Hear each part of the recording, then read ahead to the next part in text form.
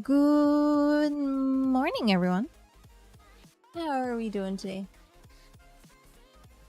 Oh, I've had a morning. I'm just gonna say it now. I've had a morning.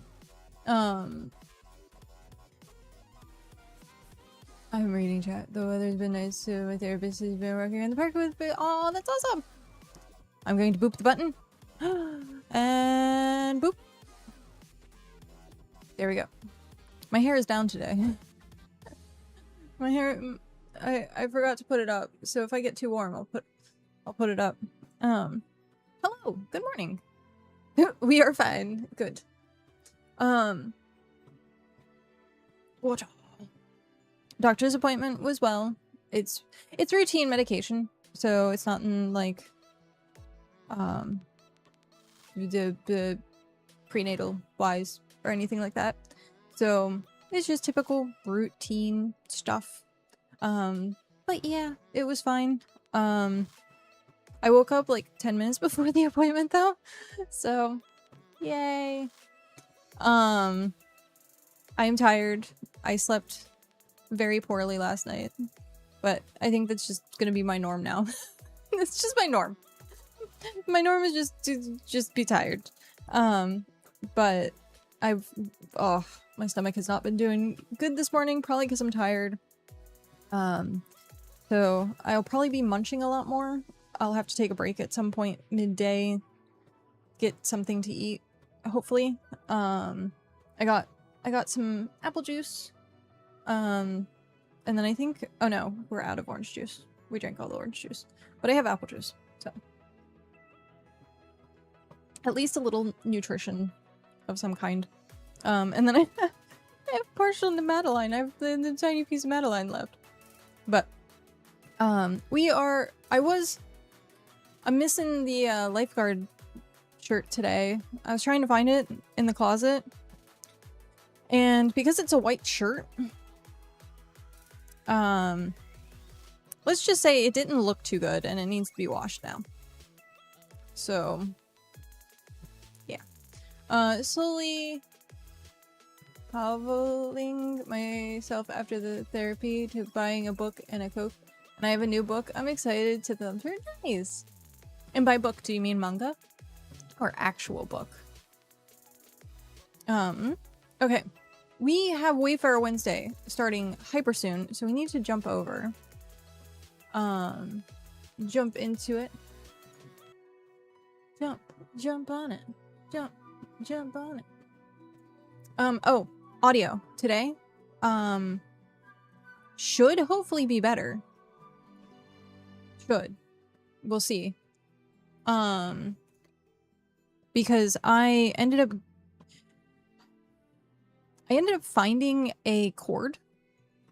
So the cord that I ended up getting from Amazon is a male to female, like it's I think 8mm. What is the headphone jack size thing? Anywho, a headphone jack, male to female thing. And so ended up already having one in my cord box. 3.5. There you go.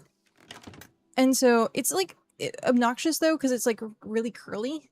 And so it is like bunched on my desk weird. So I'm still glad that I have the new one coming in today. But it should fix all of the audio issues. Should fix all of the audio issues.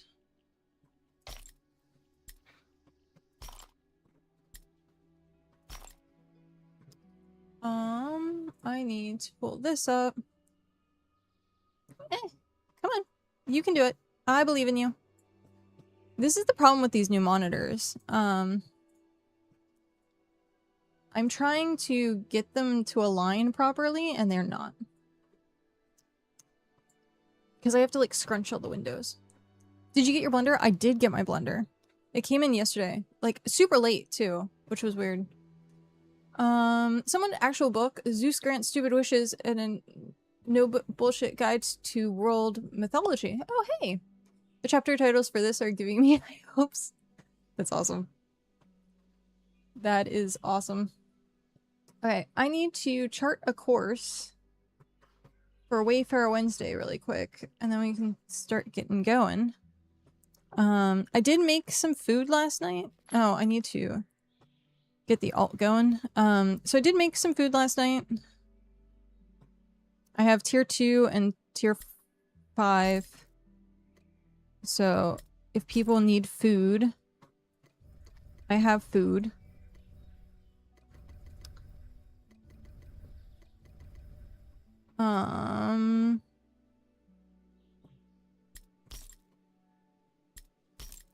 Okay. So I think it's, you need 8. I think it's 8. So I'll leave that there. And we'll take one of these. But I think I might just give people a stack of 10 if they want food. Let's see. Is there anything else that I need for today? I think that's really it. Okay. We have 1 minute. Chapter titles, written verbatim, introduction, right after this table of content. Greek. Curtis likes to eat baby's juice. Sticks it to the edit a little too hard. King Midas goes. Okay, that is funny. That's very well done. Okay. We need to do the things. Do things. Ah, no.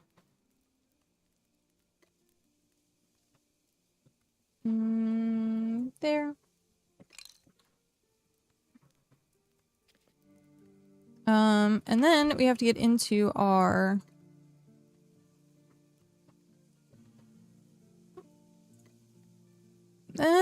so this I just got. I don't know if I want that as my fishing one or whether I want... Where is it? There was another one that I had for my fishing, which was kind of in the same vein. Was it this one? No.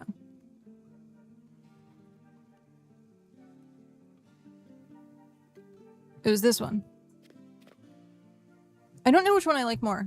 I think I kind of like this one because it matches, like, the red somewhat matches, like, my hair with the X. So, like, I think...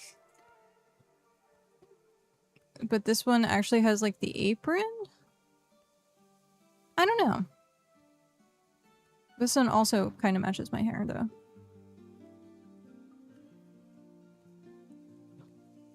I'm not sure. I think we're gonna go with the other one. Where was it? This one. So this is the homespun. Okay. Here we go. We have... Slug. We have Slug. Jember's up there working.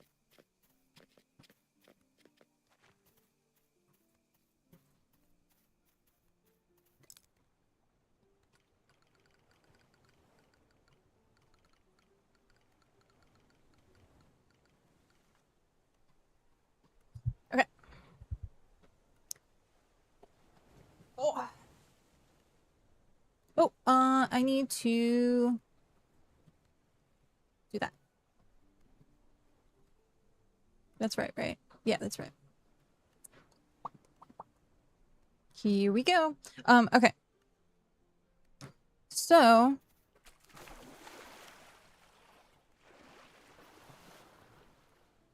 Oh, we have more people.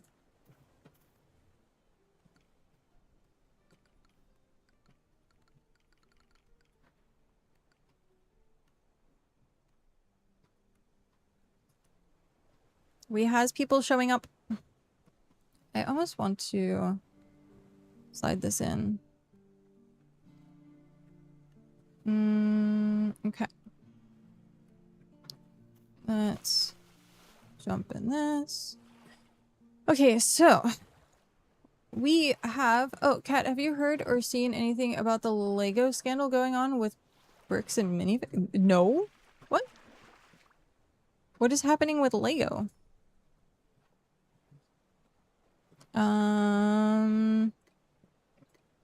Trade.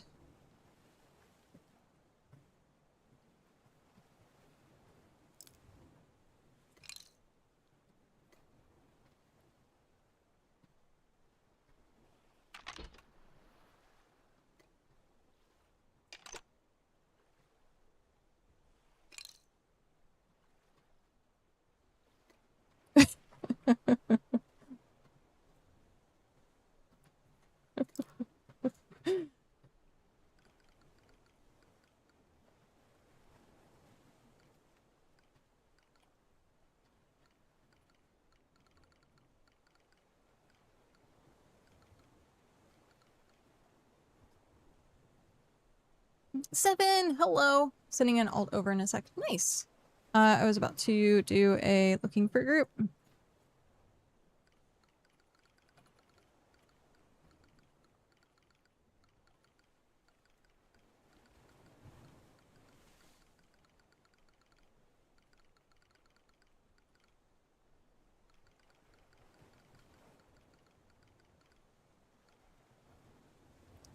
I want to do that.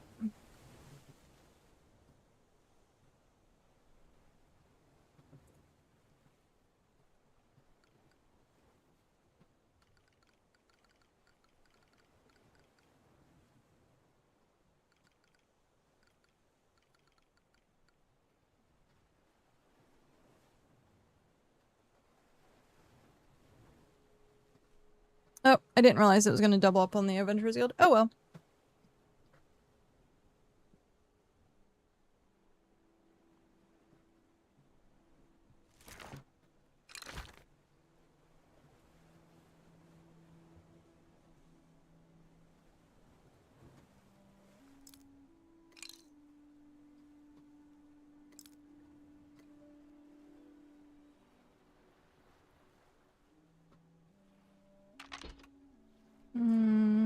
You know what? I actually will skip. That way I can stick with everyone.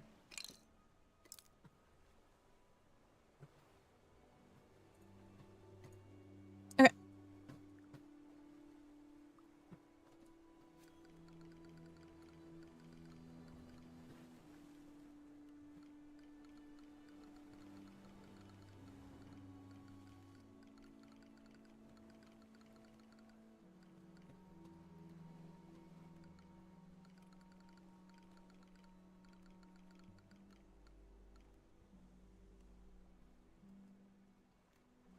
Mog, hello.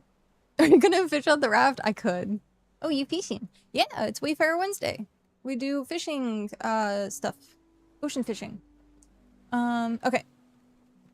It's a whole thing. The best TLDR I can give is son of dying old man tries to steal dad's collection of vintage Star Wars Lego sets. Company decides now we're going to steal them. Oh. Oh, that's wow. Oh geez. That's quite yeah, no, that's quite the scandal. Quite the scandal. Okay.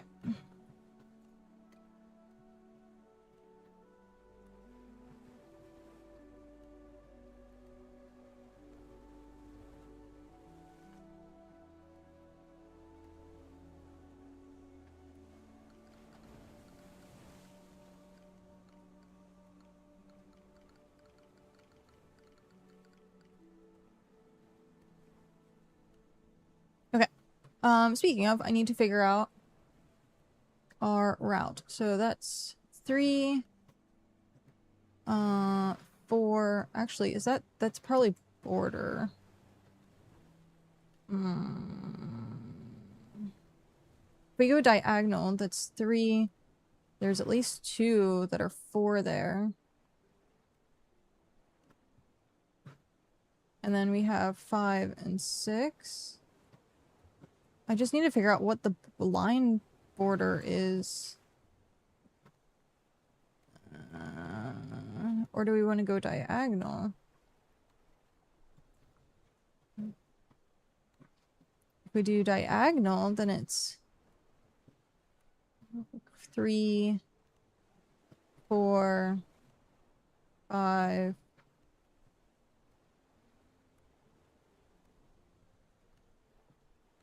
6, but that's a long way out.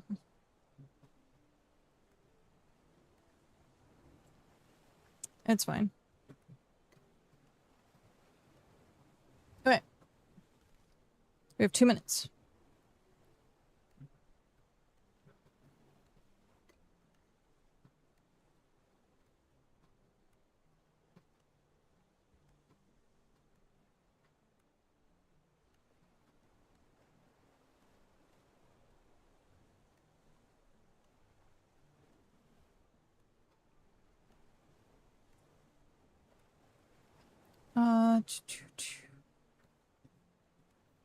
So, am I forgetting anything? I don't think I'm forgetting anything.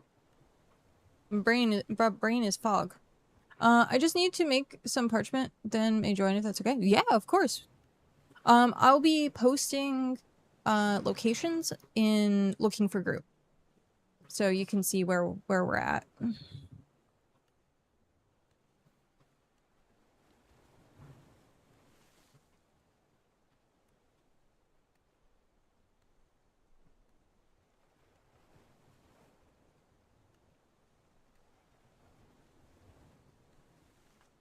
If I go that way, which one is faster? The wind hates us. Okay, so that's the border, which means we'll go over there. We're gonna go directly. We're gonna be like over here in this corner.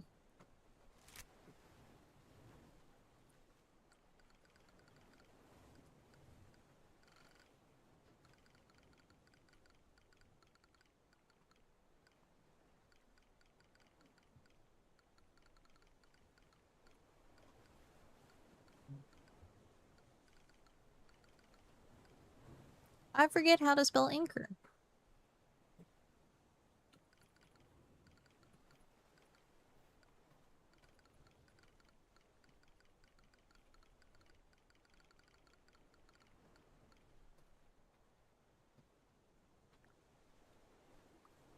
What?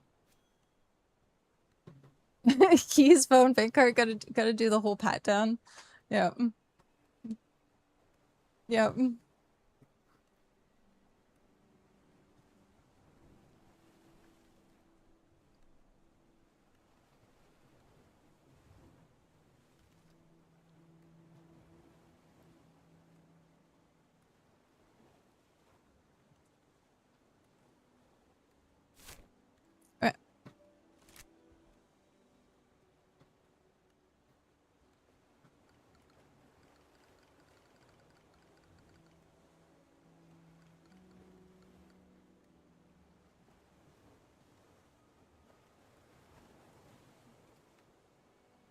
We're coming out the foxier.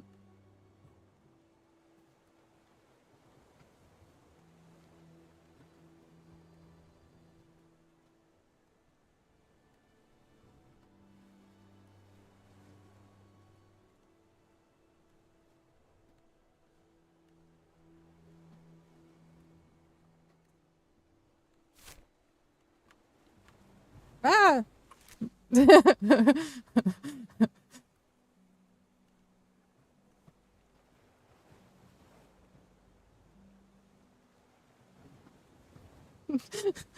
That was funny.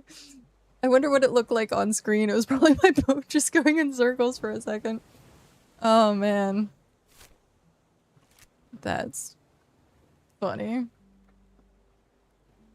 I should probably clock.